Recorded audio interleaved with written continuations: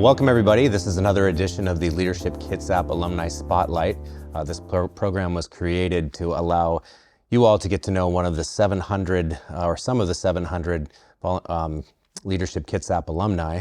And I am your host today. How this works is each time a Leadership-Kitsap alum interviews another Leadership-Kitsap alum. And today I am more than privileged to welcome Clarire Bradley, friend of mine and a fellow Leadership-Kitsap alum. My name's Jeff Menge. I work for the Kitsap County Sheriff's Office, and I've been with the Leadership-Kitsap Board of Directors for the past 5 years, and past president. So, Clarire, welcome. Thank you very much. Introduce yourself and tell us a little bit about yourself. Well, my name is Clarire Bradley. I am currently the presiding judge for Kitsap County District Court. I was elected in 2014 to an open seat, and I've been there ever since. So I am a Leadership-Kitsap alumni. I graduated in 2007, and it was an absolutely amazing opportunity and one that I will never forget. Well, tell us a little bit more about that to start, about your class, maybe your class project.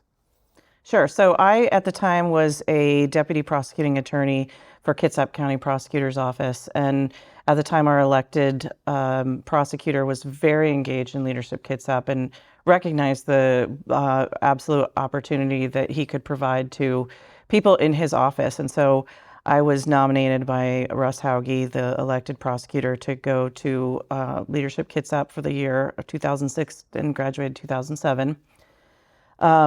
So our project was really interesting. We worked very closely with Department of Emergency Management and decided that we wanted to prepare emergency kits, earthquake kits, emergency kits for people low income and people with disabilities. So we collected all of the necessary things that you would want to have in an emergency kit.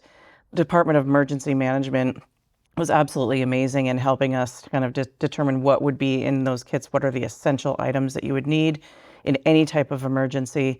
So we got donations from the community, we collected the kits, put them together, and then we had a training day that people had to sign up for. It was, I think it was still West Park at the time, but it was in the community center there, it used to be called West Park. And we had about 75 people that came to the event where Department of Emergency Management, at the time it was Phyllis Mann, who was the director, she gave some training tips to people and explained what was inside the kits, how to use them, and we served people lunch. It was a really great community event, meeting people in our community who had absolute needs of this, that this would never have been something that they would be able to do themselves. So it was a really great event. We were kind of surprised at how great a reception we had. A lot of people, I think I said 75 people, were able to go home with emergency kits for our entire family and learn about what to do in case of an emergency. And if you get an emergency alert, what it is that you need to look for, what it is that you need to do, and how to utilize the items in the emergency kit. Wonderful. So tell me about that, how that year kind of progressed, how you remember it, and some of the highlights, especially with the challenge days that you can remember. Challenge days were awesome. I mean, if you had told me before I started in Leadership-Kitsap that I would be fascinated by a challenge day going to the sewage treatment facility, then I would have laughed in your face.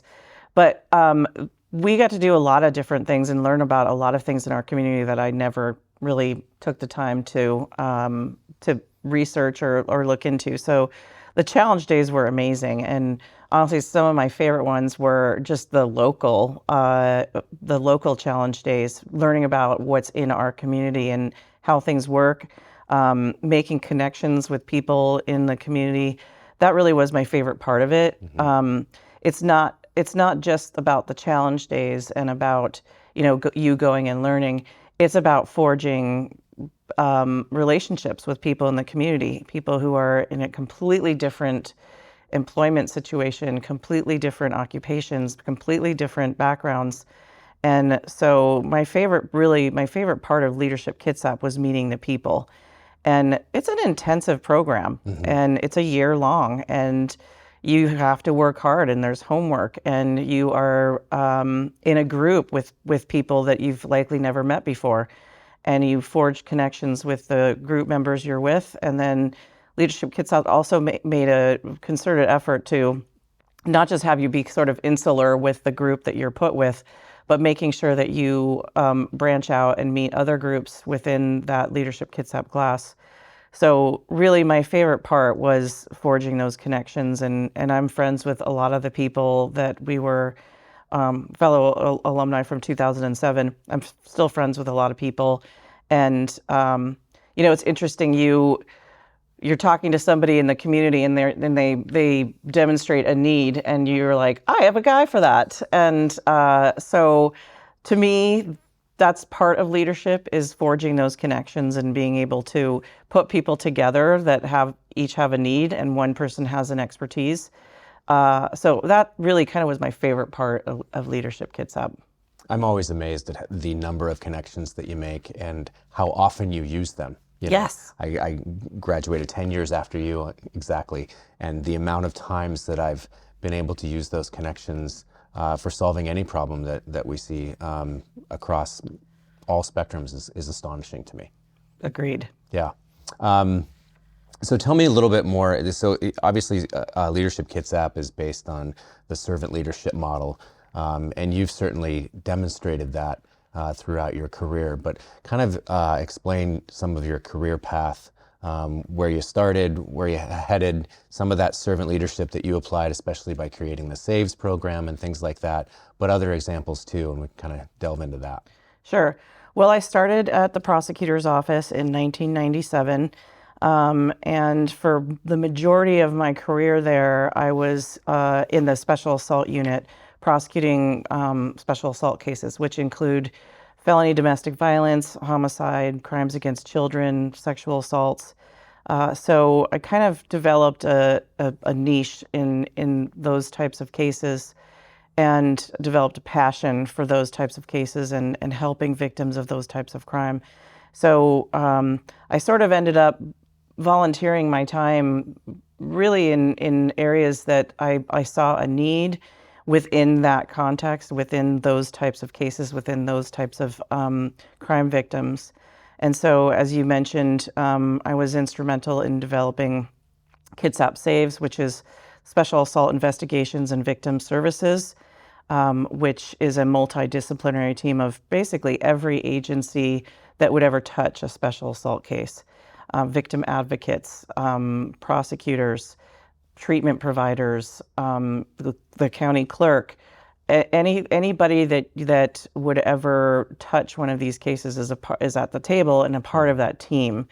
And it was really rewarding to be able to sit on that board for so many years, because you were able to collect a lot of different people that had a passion for these cases and understand the needs that these cases create. And so I did that for years up until I was elected as judge.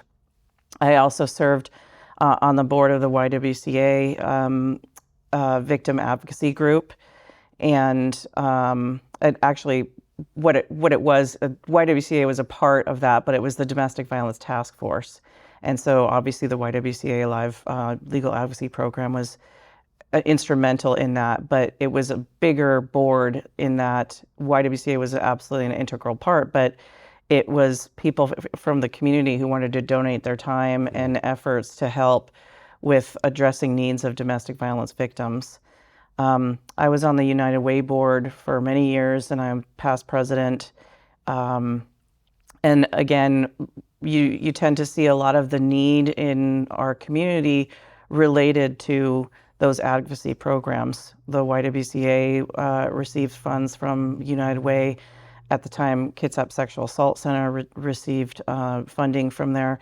And we just looked at what are the needs in the program with our local population, and tried to develop funding streams for these community programs, because it doesn't really help us much if we're relying on King County money. we've got to be able to serve our own community with the funds that we have in this community. And so it's just sort of the community service that I engaged in was really tailored to the local issues and local programs because that's where the need is. And so it was really rewarding. I was also a longtime Rotary member and past president of Rotary as well.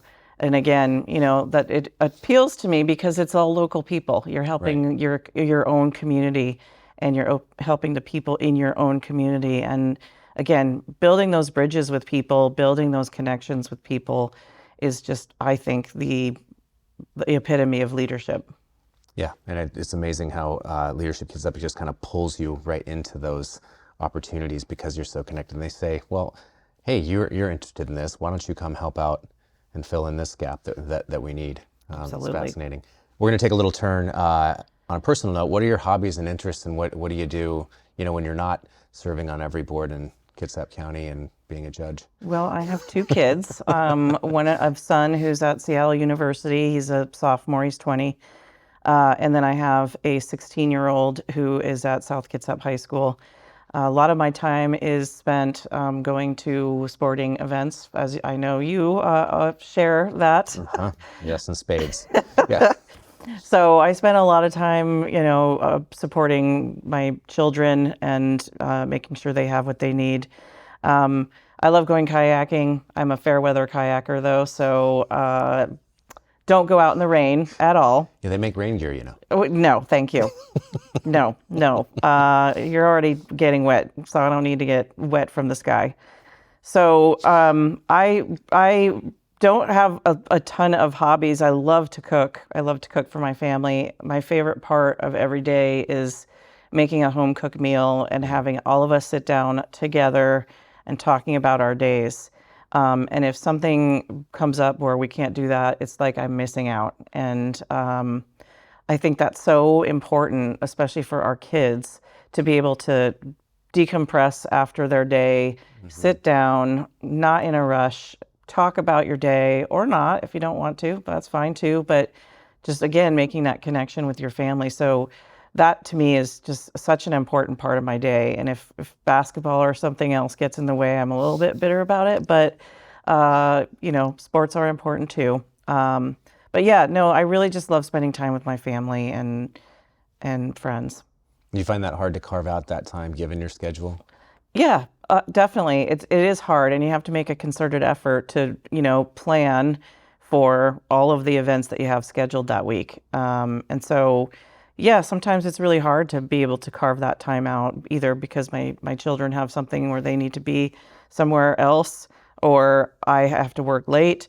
And so, yeah, it is a struggle sometimes to be able to have that happen. But for the most part, it's almost every night I'll make a home cooked meal and we'll sit down and eat together. That's fantastic. Kind of getting back to what you touched on a little bit in the prior section, I guess, which is leadership. What does that really mean to you? What does that look like to you? I think making the connections with people is so very important, but the most important piece of making those connections is communication. And I mean not just talking to people, talking with them and actually listening to what they have to say and not just giving your side, but actually listening to what somebody else has to say, a different perspective, a different background, a different focus. Context is important. And so to me, while forging those connections are great, you don't get those connections without the communication. So to me, communication is leadership. Without an open dialogue and actually listening and not just talking at people, that's not leadership. That's just telling people what to think. And so to me, the most important thing in leadership is listening and communicating and making sure that everybody feels heard and that everybody has a spot at the table and no one person is more important than the other. So to me, that's the crux of leadership is communication and listening and making sure everybody feels that they've been heard.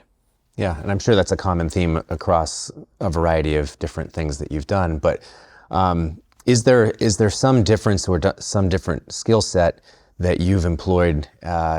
You've been a supervisor within the prosecutor's office. You've created boards. You've been on boards. You've been a judge, obviously. All of those things have different kind of facets to leadership, and how do those change, or if they do, what kind of tweaks did you have to make along the way, given those very different roles that you played?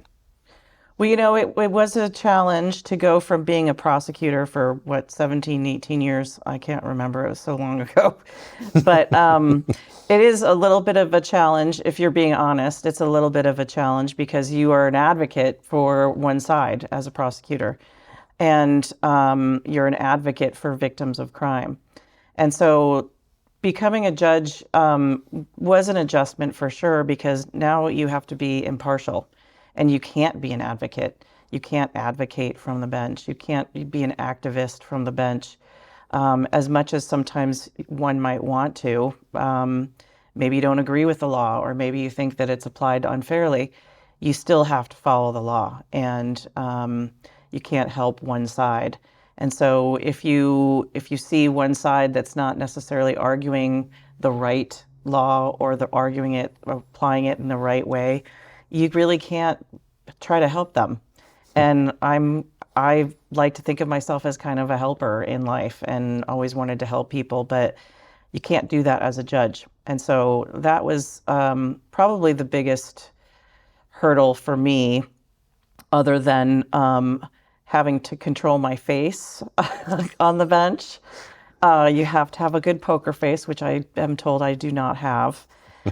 So that was a big, not struggle, but it was definitely an adjustment for me, going from an advocate for one side to, hey, I just have to sit here and listen and then apply the law as I think it is. And I can't help one side. I can't advocate. If I disagree with the law, I can't be an activist judge. I have to follow the law as it's written. And, it's as a prosecutor, our elected prosecutor throughout my career had a mission statement, was seek the just result. Mm-hmm. And I think that still applies as a judge. It definitely applied as a prosecutor, but it does apply as a judge as well, because you are having to follow the law, but you're applying it in a way so that you are trying to seek that just result.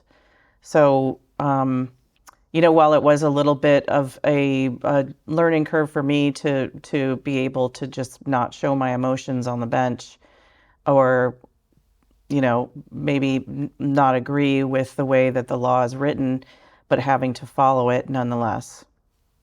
Yeah. So you talked a little bit about going from prosecutor to judge, and advocate to completely impartial. But as a person serving on a board of a nonprofit, is kind of somewhere in the middle. And so, kind of explain, because Leadership Kitsap, obviously, one of the primary missions is to kind of connect people to these other servant leader possibilities out there. And many of those are serving on boards of nonprofits, working or advisory. And so kind of explain what it's like to join a board for the first time and navigate through that. And you've seen it from joining a board for the first time to being the president of boards. And those things, I could say from experience, are very, very different roles. And kind of explain a little bit of what your experience is with that.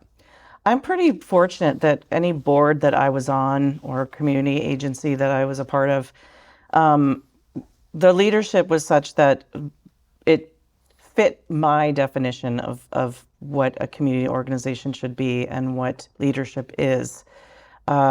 Most of the boards I was on were people similar to my situation that wanted to help the community. They were there because they wanted to do good work, and that they wanted to help their own community.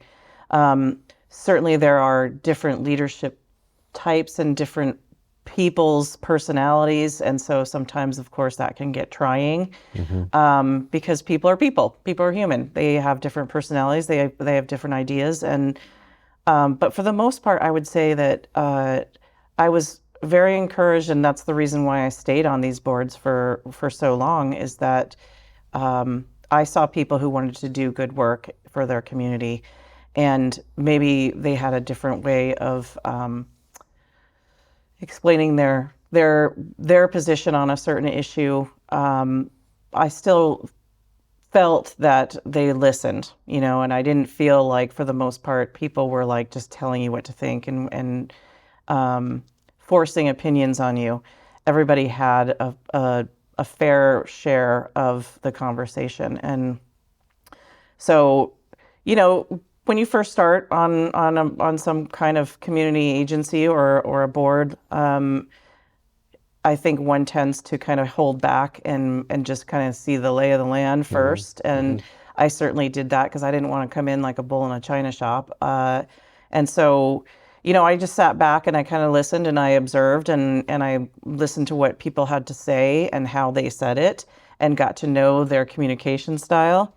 And if somebody, maybe their communication style was a little bit sharper than what I would perhaps like to communicate, I understood that they're an individual, and that's just people have different communication styles, and you can't take it personally. They're there because they want to do good work for the community, and you meet them where they are. And so, for every board, and it's just sorting out personalities and sorting out what people's passions are, and understanding when they have a passionate project or something that they're extremely wedded to in terms of ideas or what to do about a certain situation. You listen to them and you meet them where they are and understand that they are doing this because they want to help the community. And ultimately, if you keep that in mind, then it's going to be a success. Great. We have a couple minutes left, so I just wanted to know if you had anything in closing to say about Leadership Kitsap or leadership in general. Well, Leadership Kitsap was such an important part of my life.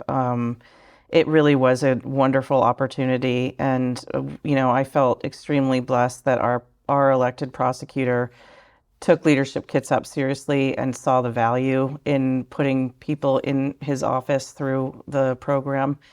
We have a lot of Leadership Kitsap alumni that were prosecutors and went through the program as prosecutors. It really taught me a lot about making connections, and it really taught a lot about how you can help your community. You don't necessarily have to join a bunch of boards.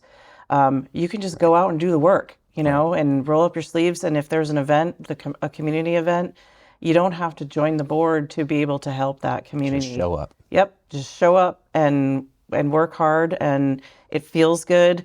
And maybe you find a niche that you're really passionate about and something that you want to continue doing. So it can be just anything, a donation, or go to a community event and help out.